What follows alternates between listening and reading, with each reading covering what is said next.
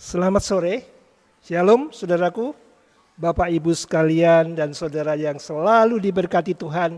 Dimanapun Anda berada, kita berjumpa kembali di dalam pendalaman pelajaran Sekolah Sahabat kita. Minggu ini pelajaran yang baru yang berjudul Misi Allah bagi kita, bagian yang pertama. Mungkin Anda pernah mendengar orang berkata, apa ya maksudnya Allah menciptakan manusia itu? Kalau manusia itu hidupnya hanya kesusahan, penderitaan, maupun kematian. Apa gunanya? Alkitab menerangkan bahwa Allah tidak pernah merancang manusia hidup dengan kesusahan, penderitaan, dan kematian. Tetapi sebaliknya, Allah mempunyai rencana menciptakan manusia itu hidup di bumi yang diciptakan dengan bahagia, sempurna, kekal, dan Allah ingin berada di tengah-tengah mereka, berhubungan langsung, asal mereka menuruti perintah-perintah Tuhan. Tetapi sayang sekali, manusia gagal menurut perintahnya, jatuh di dalam dosa, dan akibatnya fatal, yaitu kematian. Sebenarnya Allah bisa saja membiarkan Adam dan Hawa yang jatuh itu untuk binasa, dan kemudian Allah menciptakan Adam dan Hawa yang baru. Tetapi Allah tidak lakukan itu. Allah justru ingin menjangkau mereka.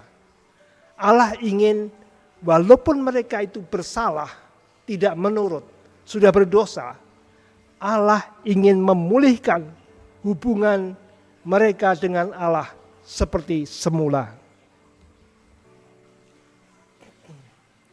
Nah, kemudian Allah menjangkau mereka dengan mengatakan Kejadian 3 ayat 9. Kejadian 3 ayat 9 mengatakan, tetapi Tuhan Allah memanggil manusia itu dan berfirman kepadanya, di manakah engkau? Di manakah engkau? Bukan berarti Allah tidak tahu lokasi mereka bersembunyi. Allah Maha tahu. Allah tahu Adam dan Hawa memakan buah itu. Allah tahu setelah memakan itu mereka merasa bersalah dan merasa telanjang. Dan Allah tahu bahwa mereka kemudian membuat penutup badan dengan daun pohon ara. Tetapi mereka tetap ketakutan. Di sini Allah menjangkau mereka dengan mengatakan, di manakah engkau?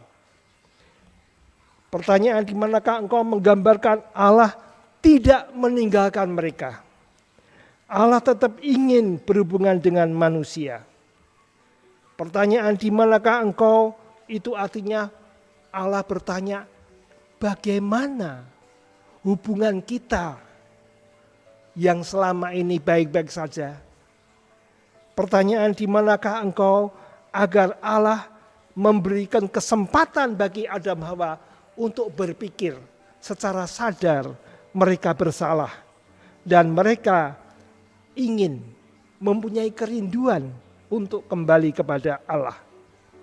Dan Allah memberi kesempatan. Kejadian 3 ayat 15. Aku akan mengadakan permusuhan antara engkau dan perempuan ini, antara keturunanmu dan keturunannya. Keturunannya akan meremukkan kepalamu dan engkau akan meremukkan tumitnya. Inilah kabar baik. Kabar Injil yang pertama diberikan kepada manusia yang jatuh. keturunan perempuan ini, yaitu Yesus Kristus, akan meremukkan kepala ular ataupun iblis. Di dalam perjanjian baru, janji ini digenapi dengan kelahiran Yesus Kristus. Yesus Kristus adalah Allah sepenuhnya, tetapi juga manusia sepenuhnya. Melalui menjadi manusia, manusia akan lebih mengenal, lebih mengerti akan sifat-sifat kasih Allah ini. Dan manusia bisa mengerti pelayanan, bahkan pengorbanan yang telah diberikan Yesus bagi keselamatan manusia. Yesus rela mati untuk menggantikan kita. Yesus menjadi jembatan di atas jurang pemisah antara Allah dan manusia karena dosa. Dan dia menjadi pengganti kita. Di dalam 2 Korintus 5 ayat 21. 2 Korintus 5 ayat 21.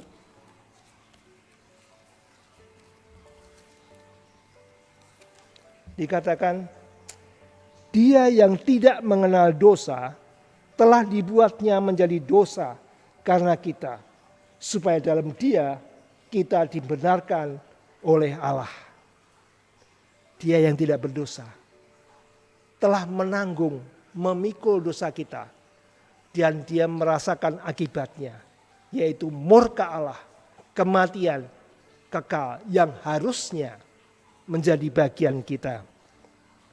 Kemudian dia mengatakan di dalam Yohanes 14 ayat 6, dikatakan, kata Yesus kepadanya, akulah jalan dan kebenaran dan hidup. Tidak ada seorang pun yang datang kepada Bapa kalau tidak melalui aku. Setelah dia disalib, bangkit dari kubur, dan dia naik ke sorga, dia berjanji bahwa dia pergi ke sorga untuk menyediakan tempat bagi kita. Dan kalau dia sudah menyediakan tempat, dia akan kembali ke dunia ini, menjemput kita, dan kita diajak ke sorga agar hidup kekal bersama-sama dia dengan Yesus di sorga dengan penuh sukacita. Allah ingin dekat dengan ciptaannya. Pertanyaan, di manakah engkau? Ditujukan kepada kita. Di dalam Rom 3:23 mengatakan, kita itu sudah manusia yang berdosa, yang sudah kehilangan kemuliaan Allah. Apapun kehidupan, sebaik apapun, seberapa besar pelayanan Anda, kita adalah manusia yang berdosa, yang membutuhkan jembatan yang menghubungkan antara Allah dan manusia. Dan dia berjanji di dalam 1 Yohanes 1 ayat 9 mengatakan, 1 Yohanes 1 ayat 9, jika kita mengaku dosa kita, maka ia adalah setia dan adil, sehingga ia akan mengampuni segala dosa kita dan menyucikan kita dari segala kesalahan. Adam dan Hawa berusaha menutupi ketelanjangannya dengan daun pohon ara. Itu seperti manusia yang ingin menebus kesalahannya dengan perbuatan baik, dengan amal, dengan sosial yang mereka lakukan. Tetapi itu tidak bisa, saudaraku. Hanya jubah kebenaran Kristus yang akan menutupi ketidaklayakan kita, sehingga kita dapat layak berada di hadapan Allah di sorga nanti. Marilah kita selalu datang dekat dengan Tuhan, menata kehidupan kita, karena Tuhan ingin berada di tengah-tengah kita, dan kita selalu berhubungan dengan Tuhan. Mari kita berdoa. Maha besar Tuhan Allah kami yang sorga, terima kasih Tuhan untuk sore hari ini kami boleh mendengarkan pendalaman pelajaran sahabat kami. Kiranya itu boleh mengetuk hati pikiran kami agar kami selalu dekat dengan Tuhan. Dan Tuhan akan memakaikan jubah kebenaran ini dalam kehidupan kami. Memberkati kami senantiasa dalam kehidupan kami selanjutnya. Terima kasih Tuhan. Mohon ampun dosa kami di dalam nama Tuhan Yesus Kristus yang telah mengajar dan mengampuni dosa kami. Kami berdoa. Amin.